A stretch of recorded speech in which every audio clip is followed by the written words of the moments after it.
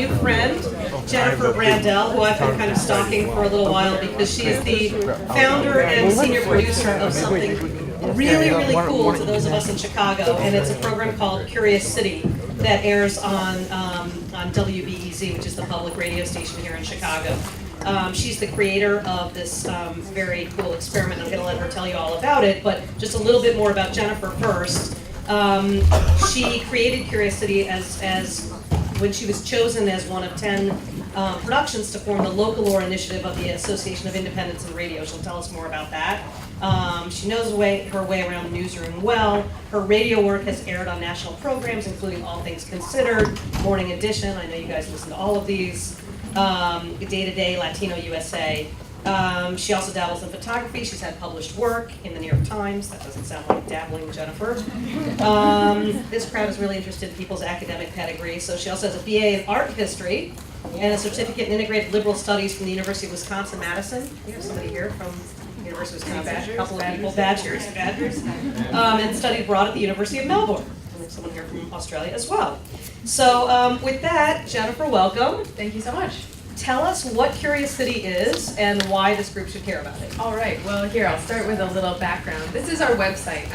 What we do is we're people-powered journalism, not to be confused with user-generated content. What we do is we get pitches from the public about what stories they want to know, what questions they have about Chicago, the region or its people, that they'd like us to answer in a journalistic form. So we, the reporters, take our jobs very seriously. Everything is done to the highest integrity as we would do any investigation, except that the prompt for the investigation comes from the public.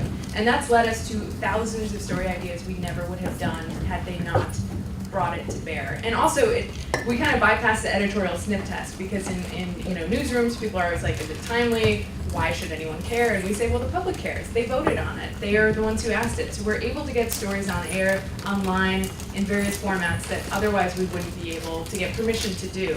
And right here you can see in the background, this is our kind of our digital space where people can pose questions. They can vote on their favorites. Let's see, we have an architectural voting round. If you guys hopefully can see the skyline today. Guys, Tony, can you turn the lights off so people can see a little bit better?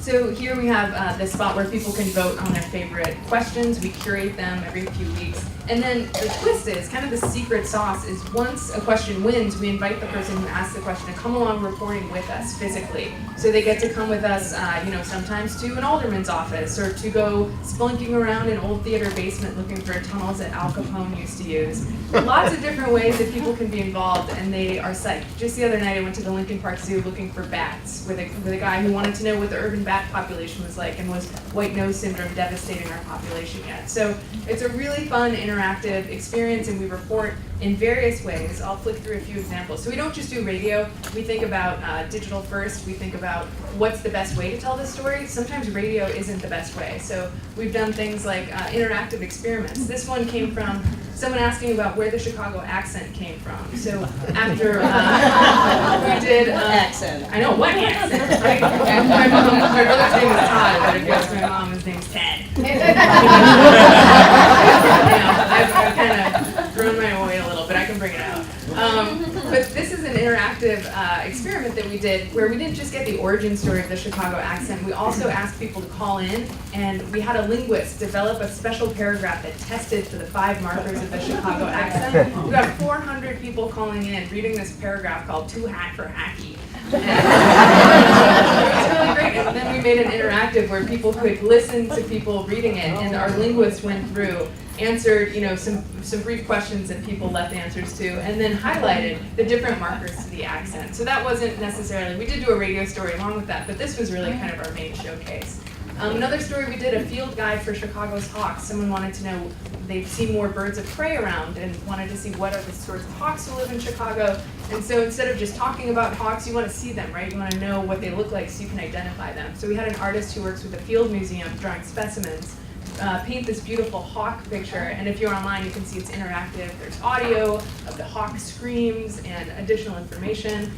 Here's one where if we're online, I would scroll down. We made a safe guide for eating fish in Lake Michigan, how much you can eat, how much you should eat, and that's a pocket guide you can print out. So we're thinking about things in multiple dimensions, not just audio.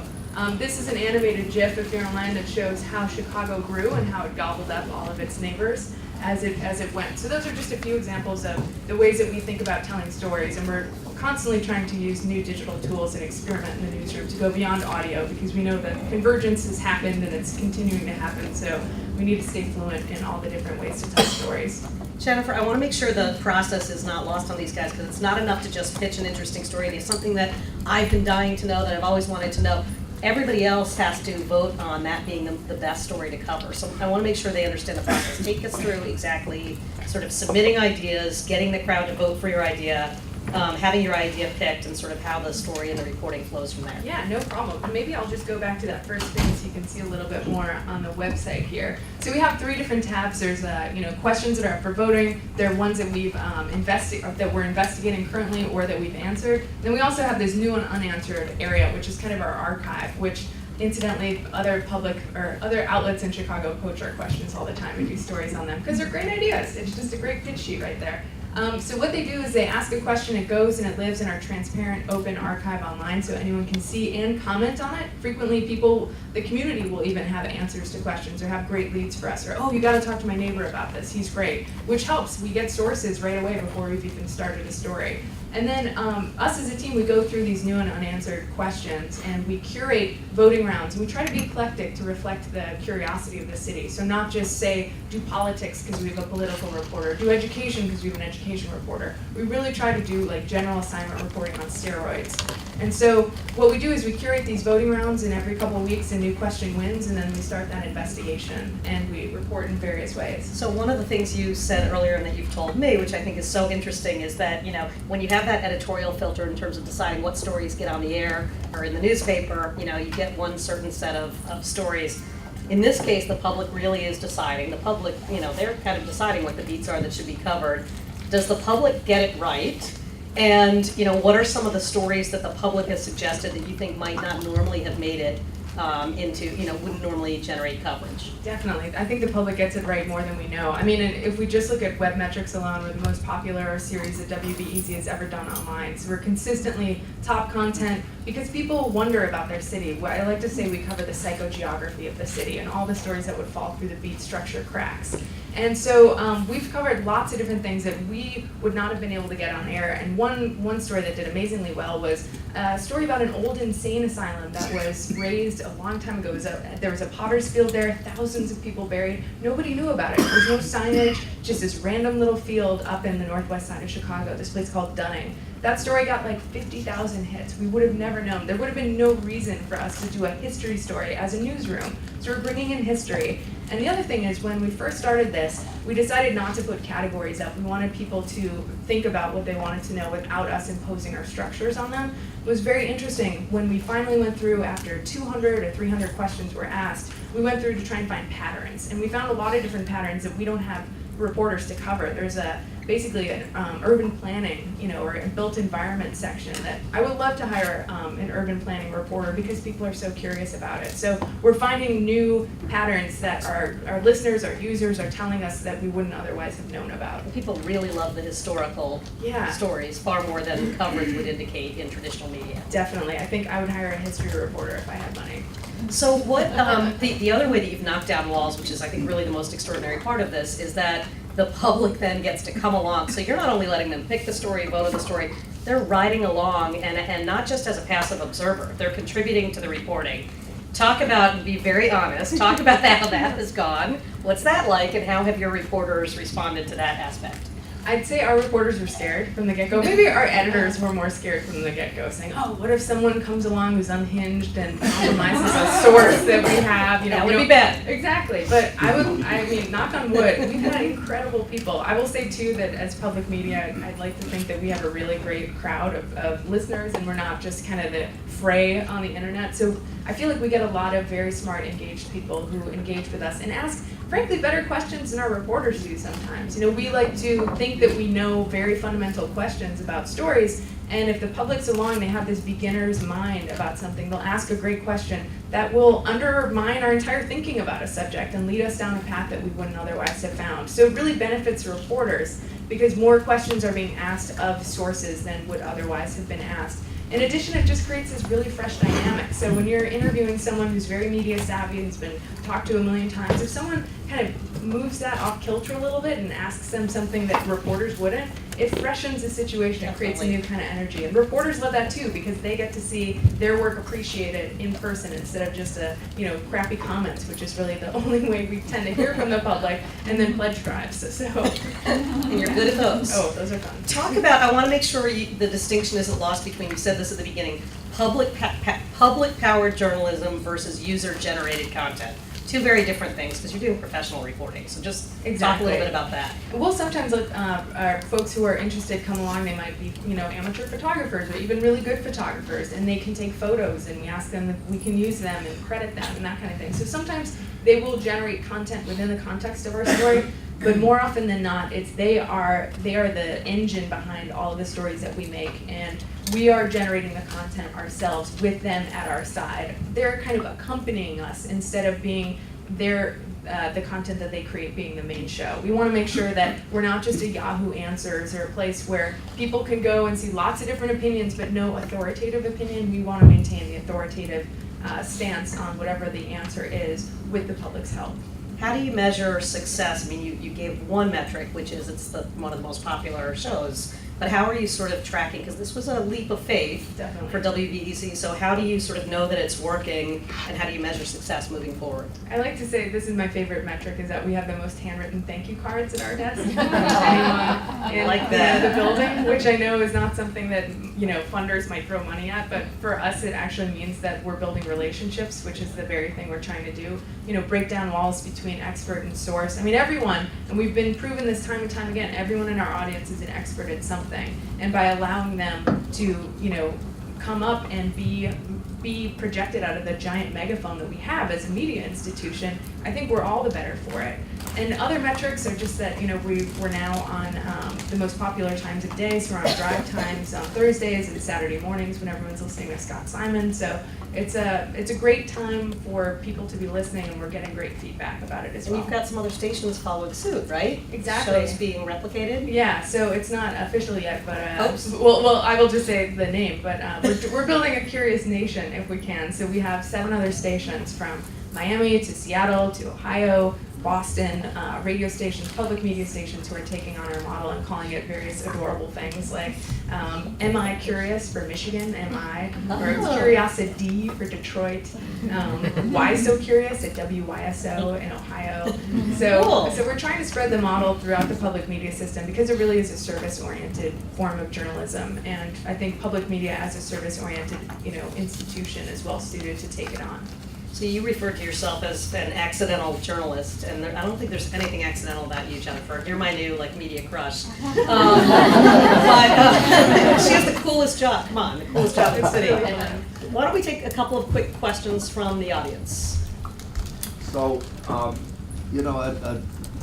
gossip columnist like Snead is a great device for dropping a dime and ratting out something that shouldn't happen. How do you keep this, or do you want to keep this, from becoming like a citywide suggestion box or a place to drop a dime and reveal bad news? We do both things. So the great thing about this is that we are both highly investigative. We've broke news before with the stories that we've covered. Even a simple story like, do ice cream truck men have territories? Can you not go down the street if you have this truck? And what we learned was that a citywide ordinance passed about food trucks implicates ice cream trucks, and now they need to get GPS coordinates, and they can't go on certain blocks and all those sorts of things. So that's like a light example, but we've also exposed corruption at the park district level. Someone asked about why do the quality of public parks vary so much around the city, and we found basically institutionalized racism through the quality of parks in different neighborhoods, and how many swing sets there are, and how much there are for kids to play on of different ethnicities. So I would say we do everything from light to super heavy, and I want to keep it that way because I don't want us to just be the quirky, you only do human interest stuff. Everything is human interest, but is it interesting? And that's what we're focusing on, is whether or not we think our audience will be interested in it. We don't care about, hard or soft. It's everything. That's good clarification.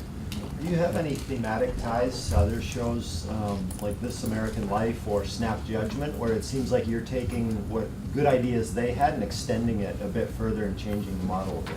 That's a good question. I think audio-wise, we're very inspired by what our forebears have done. So using music to kind of create a little more excitement, using reenactments sometimes to talk about historical things. Like there's some really amazing transcript we highlighted with staff about why Chicago only has alder men and not alder women. So, we bring that to life. I'll have snap judgment with people and music. That was a good one. Oh, good. I'm glad you like that. That was. Yeah, so I'd say we take our cues that we want to be focused on narrative. We want to be focused on fun things to listen to, interesting things to listen to that aren't necessarily pegged to the news. And I feel This American Life and Snap Judgment do that really well. It's about just human curiosity and questions, not just like if it bleeds, it leads type of stuff. We'll take one more question because Jennifer has a moving truck waiting at her house, and I promised we would get her out of here. She's moving today.